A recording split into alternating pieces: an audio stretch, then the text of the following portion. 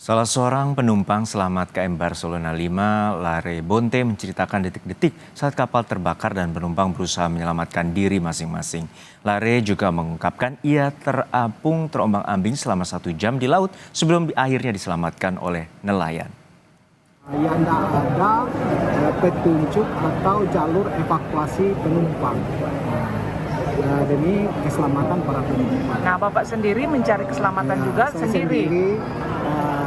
Berinisiatif sendiri, cari jalan sendiri, dan saya untuk menyelamatkan karena aku sudah mulai menyebar di bagian dek 3 dan dek 4 sudah mulai membesar, aku sudah mulai menyebar. Di situ saya ketakutan tersendiri. Pada akhirnya dengan desakan banyak orang, akhirnya saya terjun ke Melompat tanpa menggunakan pelampung. Di saat lompat itu ketahanan saya cuma 15 menit untuk berenang, tinggal nafas dada.